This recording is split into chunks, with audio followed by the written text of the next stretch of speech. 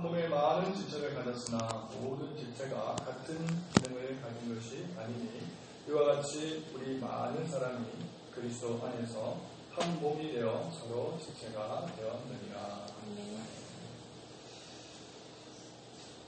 오늘은 그리스도의 몸과 공동체라고 하는 제목으로 함께 말씀을 나누기를 원합니다.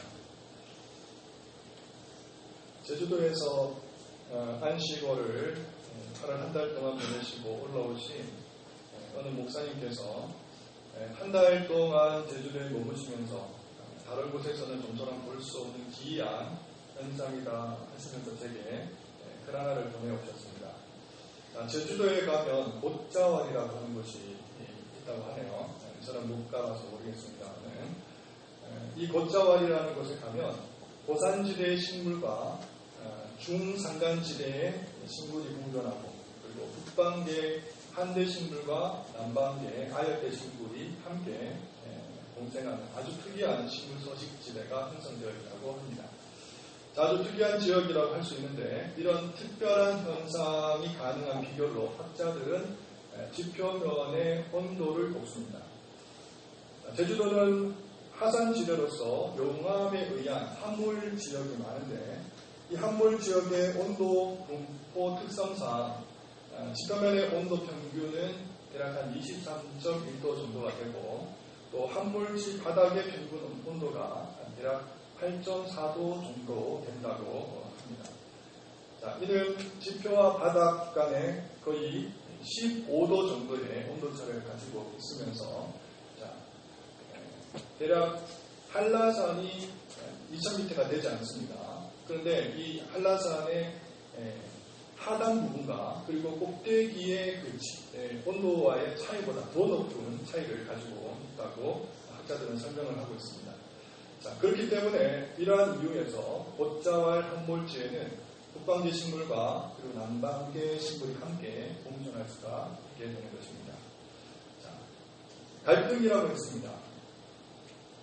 칡과 등나무가 서로 얽혀있는 국면을 두고 일컫는 말인데 사람들은 이 모습을 두고 서로 이해관계가 달라 적대시 여기면서 또 충돌할 때를 빗대어서 이 말을 자주 사용하곤 합니다.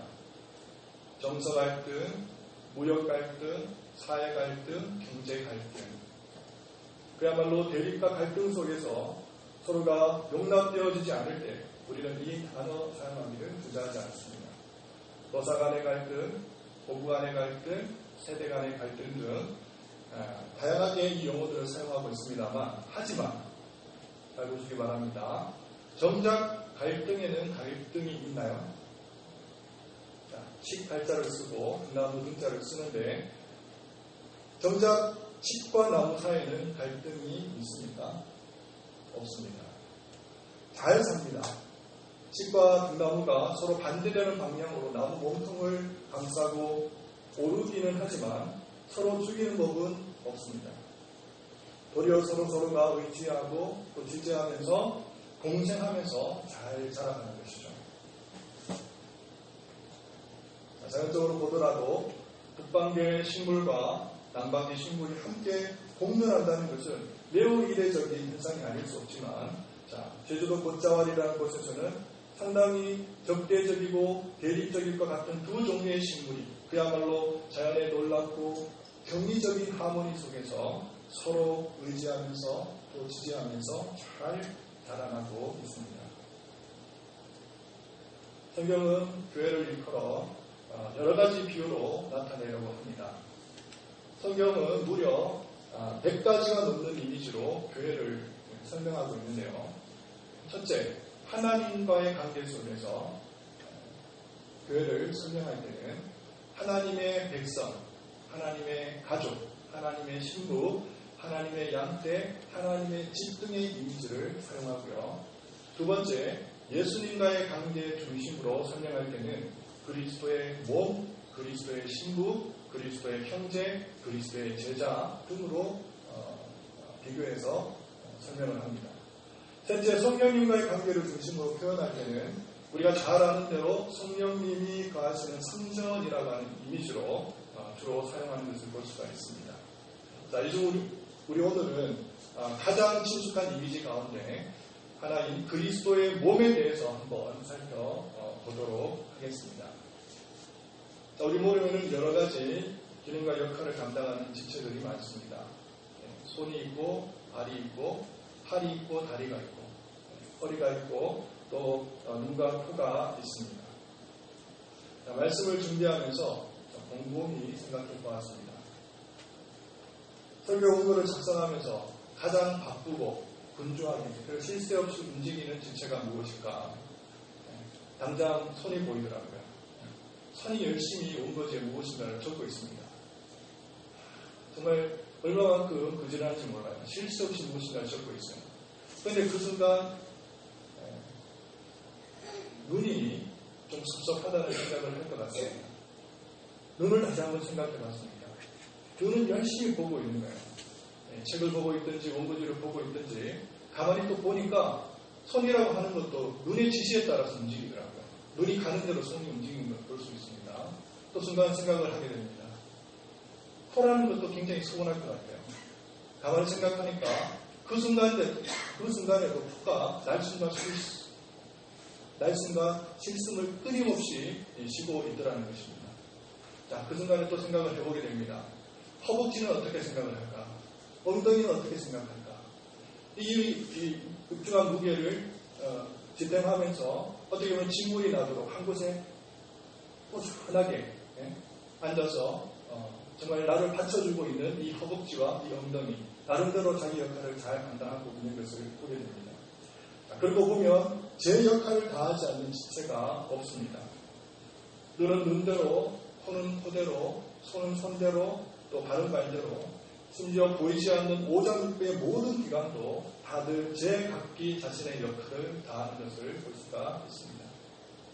지금 이 순간에도 저의 지체뿐만 아니라 여러분의 지체도 열심히 쉴 새 없이 자기의 역할을 기능을 다하고 있는 것입니다. 하나 빠짐없이.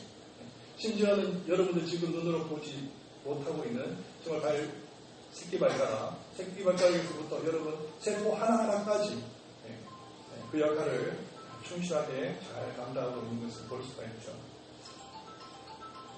무심할 것 같아도, 보잘것 없는 것 같아도, 쓸모없는 것 같아도 제 역할들은 다 하고 있는 것을 보게 됩니다.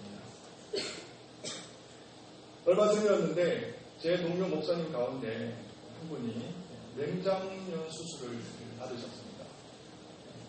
급성이셨는데 봉방염으로 넘어가기 직전에 그래도 다행히 병원에 갈 수 있어서 안전하게 수술할 수 있었다는 연락을 제가 받습니다. 그래서 시간 되시는 목사님들이 대표로 병원을 방문해서 위로하면서 또 우리 목사님들이 십시일반 모았던 병원비를 대신 드렸던 적이 있습니다. 여러분, 예전에는요, 장기 중에 냉장 정도는 없어도 된다고 생각한 때가 있었습니다. 하지만 의학기술이 발전하면서 밝혀낸 사실은 냉장도 다 제 역할을 하고 있더라는 것이죠. 연구 결과에 따르면 냉장은 박테리아 저장고 역할을 한다고 합니다. 그래서 대장에 붙어있는 이 냉장이 어떤 그 역할을 감당하느냐 하면 대장에는 여러분 잘 아시는 대로 대장균이 많습니다. 근데 대장균이 어떤 역할을 하느냐 하면 어떻게 음식을 소화하는데 대사를 도와주는 그런 역할을 감당을 하는데요. 만약 우리가 혹이나 이제 설사를 하게 되면은 삽시간 이 대장균이 다 빠져나간다고 합니다. 자, 그런데 냉장이 있을 시에는 이 냉장에 미생물들이 증식하면서 빠른 시간 내에 대장을 원상 복구시켜줍니다. 자, 그런데 냉장이 없을 시에는 더디죠. 시간이 그만큼 걸립니다. 자, 그러면 장에 트러블이 생긴다든지 소화에 불량이 일어난다든지 하는 일들이 발생하게 된다고 하는 것이죠. 자, 이렇듯 냉장이 없어도 사람이 사는 데는 아무 지장이 없다고 하지만 하나님께서는 그야말로 하나님께서 만드신 작품 중에는 그 어떤 것도 하나 쓸모없는 것이 없더라 하는 것입니다. 눈이 귀에게 쓸모없다 할 수 없고 손이 발에게 나무랄 수도 없고 이가 이빨에게 아니 이빨이 혀에게 무시할 수 없는 것이 바로 우리 지체에 살아가는 공존하는 원리와 원칙이 되겠습니다. 이런 의미에서 서로가 얼마나 중요하고 소중하고 귀중한 지체인지 모릅니다. 우리 성도가 그렇습니다. 오늘 본문 말씀은 이에 대해서 설명을 하고 있습니다. 도마스입니다. 도마스는요, 제3차 선교 여행 당시에 바울이 고린도에 머물면서 수여진 소신서로서 크게 두 부분으로 나누어진다고 볼 수 있습니다. 1장에서부터 11장까지 이신칭의를 중심으로 하는 교리서가 전반부에 주로 구성을 하고 있고요. 자리를 잡고 있고요. 자, 이제 12장부터 16장까지 그 교리를 기반으로 해서 바탕으로 해서 그리스도인의 삶이 어떠해야 되는지에 대한, 다시 말하면 윤리서가 바로 후반부를 구성하고 있습니다.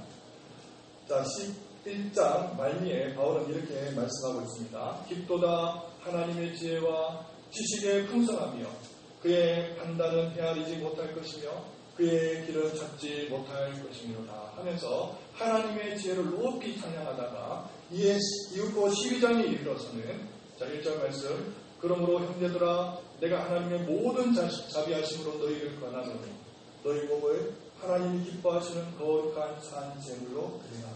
이는 너희가 드릴 영적 예배니라 하면서 로마 성도들의 영적인 삶에 대해서 언급하기 시작합니다.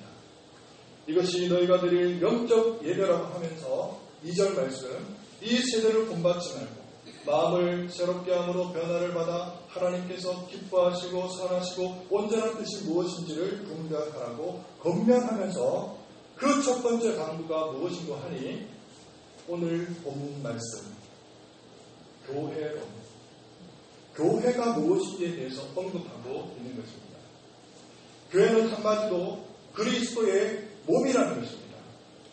다양한 지체들이 있는 가운데 그럼에도 불구하고 그리스도 안에 한 몸이라는 것입니다. 다양한 부류의 사람들이 있지만 그럼에도 불구하고 교회는 하나의 통일성을 가진 하나의 공동체라고 하는 것이죠. 바울이 이렇게 말하는 데는 다 이유가 있죠.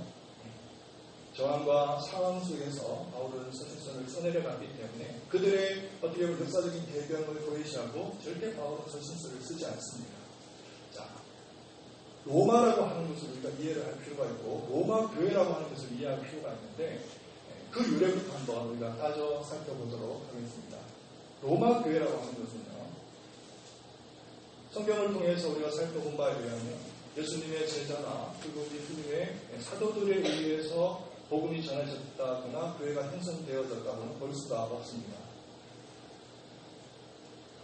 오순절 성령 강림 사건 이후에 유대를 찾은, 예루살렘을 찾은 유대인들이 다시 돌아가서 교회를 세운 것으로 많은 사람이 추정을 하는데요. 계속해서 교회의 구성원들이 바뀝니다. 그리고 그 교회의 리더십이 계속해서 바뀌어가요. 처음에는 아마도 유대인들이 돌아가서 교회를 세웠기 때문에 많은 교회의 구성원들이 유대인이었을 것이고 또 교회를 주도하는 사람들이 유대인이었을 것입니다.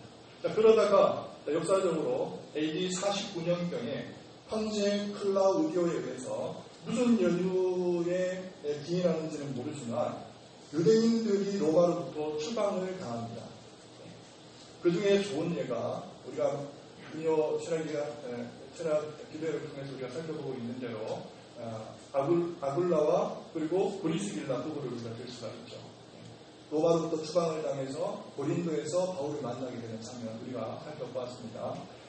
유대인들뿐만 아니라 개종한 유대 그리스도인들까지도 모두 로마로부터 떠날 수밖에 없었습니다.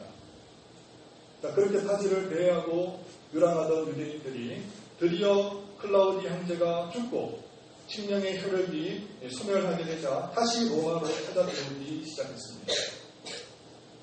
현재 바울이 로마 교회를 향해 서신서를 쓸 때 그 당시에 로마 교회 상황이 이렇습니다.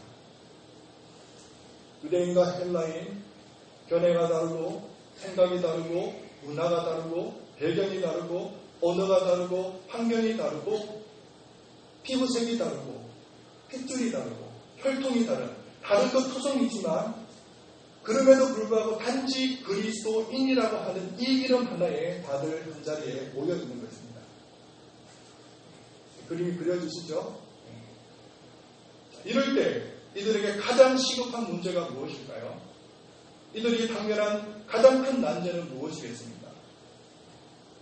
바울이 고민하지 않았겠습니까? 생각하지 않았겠습니까? 그래서 바울이 맨 첫 번째로 당부한 것이 교회의 하나됨이었다고 하는 것입니다.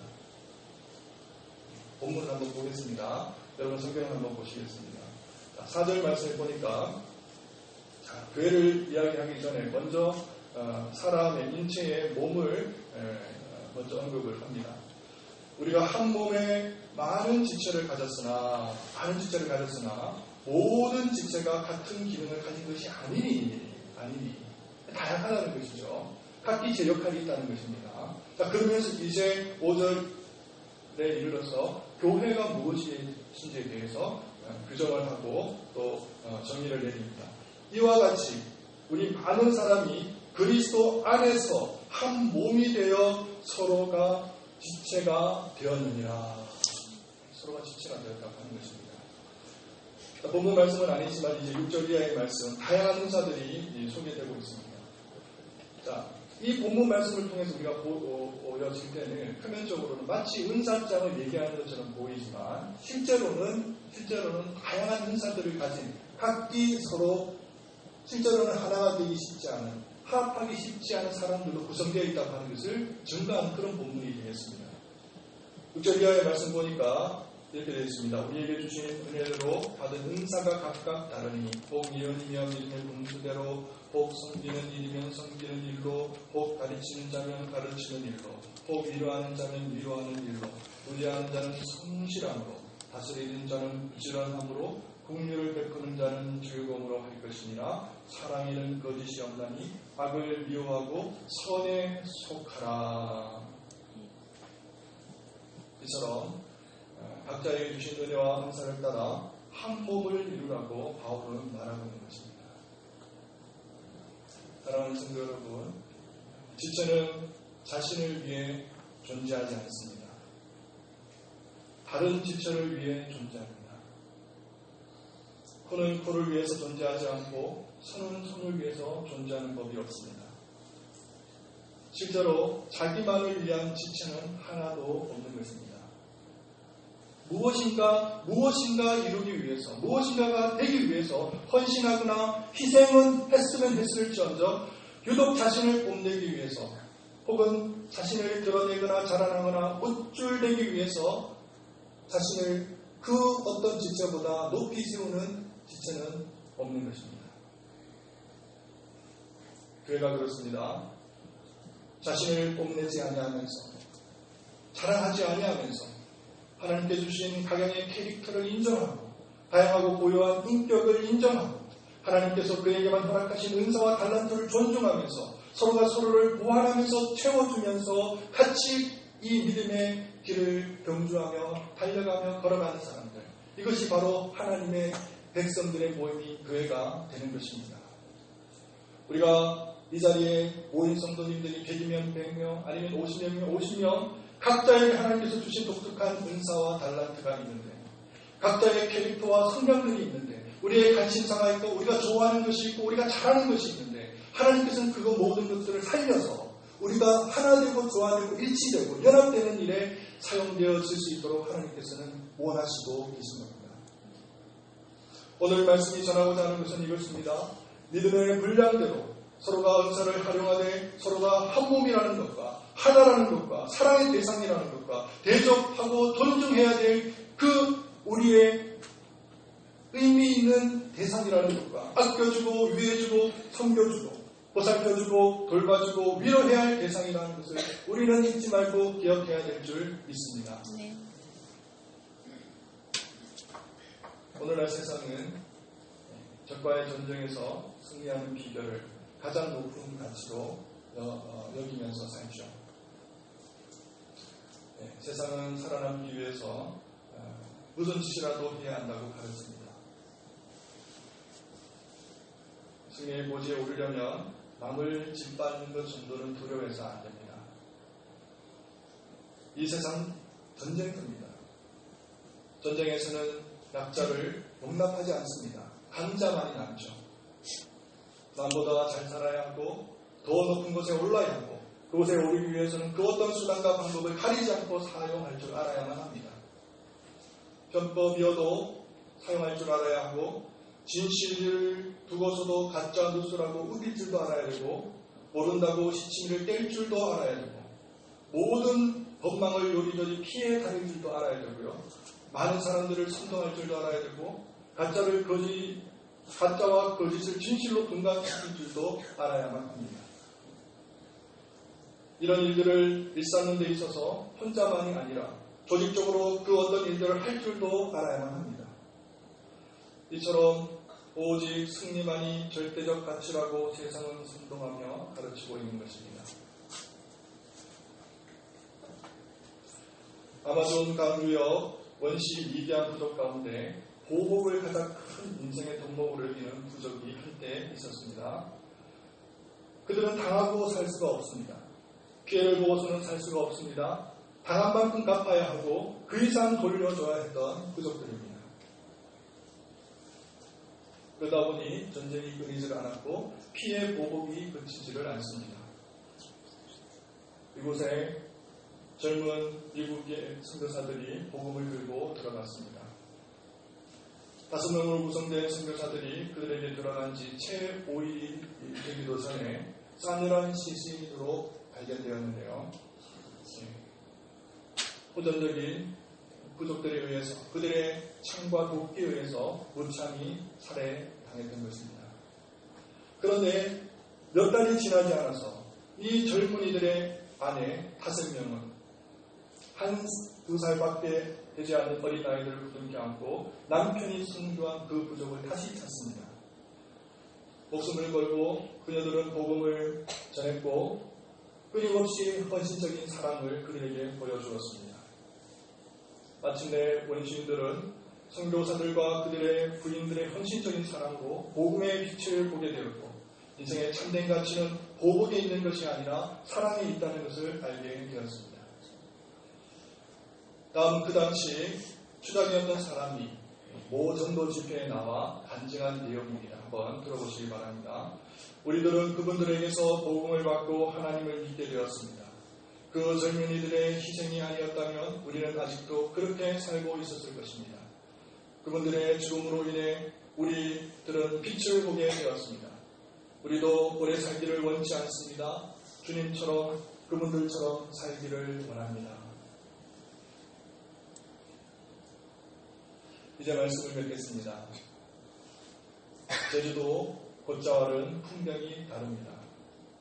집과 등나무가 서로 반대되는 방향으로 휘감고 오르면서 갈등하는 것처럼 보이지만 실은 서로 의지하고 지지하고 공생하고 있습니다. 북방계의 한대 신불과 남방계의 알대 신불이 어떻게 사이좋게 한 곳에서 공존할 수 있을까 하지만 아름다운 조화를 이루며 살아가는 곳이 곧 제주도 곶자왈입니다.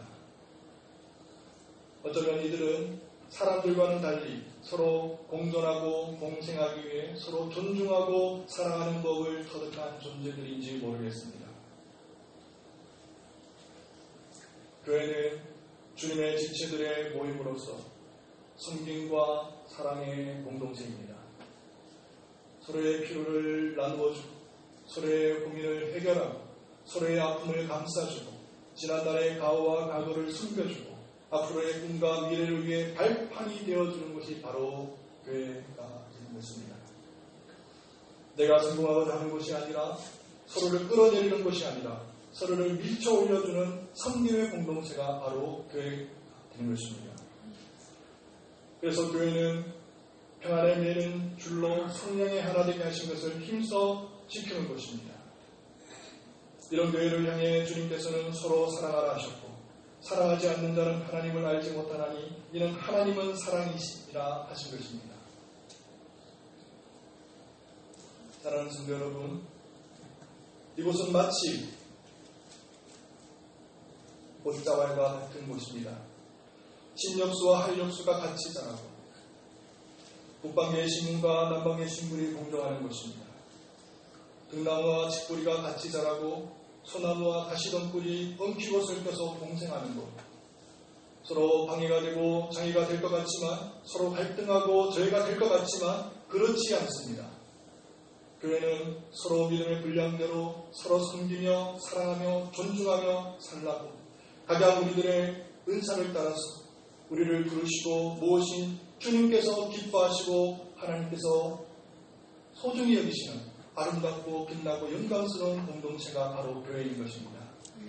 사랑하는 성도 여러분, 주님께서 우리를 귀하게, 소중하게, 그리고 정말 그토록 아껴주시고 보살펴주신 것처럼 우리의 몸의 지체들이 서로 존중하고 인정하면서 살고 있는 것처럼 우리 또한 우리 교회 공동체 가운데 우리 지체들을 바라보면서 존중하고 섬기며 보살피면서 안아주면서 아껴주면서 사랑하면서 우리가 하나라는 것을 잊지 않고 살아가실 수 있는 저와 여러분 되시기를 바랍니다.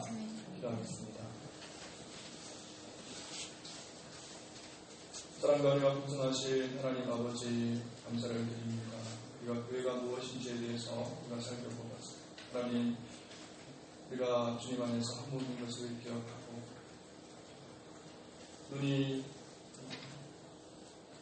코를 무시하지 않고 또 입이 혀를 나무라지 않고 각자가 각자를 존중하며 인정하는 것처럼 우리 이 교회를 사랑하는 성도님들 각자 은사와 그리고 믿음의 분량대로 하나님께 주신 달란트를 가지고 이 자리에 나와 하나님께 예배드리고 또 믿음의 삶을 살아갈 때에 서로 존중할 수 있는 저희들이 되게 하시고 인정하게 하시고 아끼게 하시고 돌보게 하시고 보살필 수 있는 저희들이 되게 하여 주시옵소서.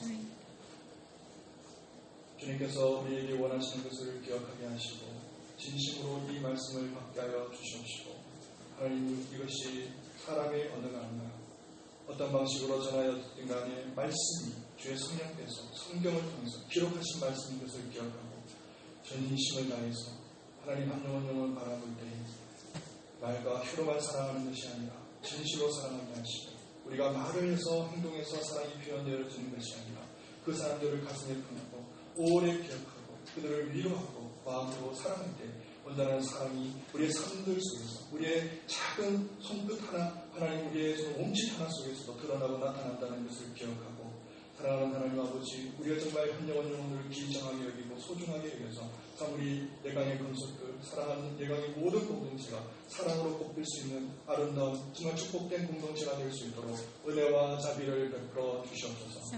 그래서 선하게 인도하여 주실 줄을 믿고 감사를 드리며 우리 주 예수 그리스도의 이름으로 기도를 드립니다. 아멘.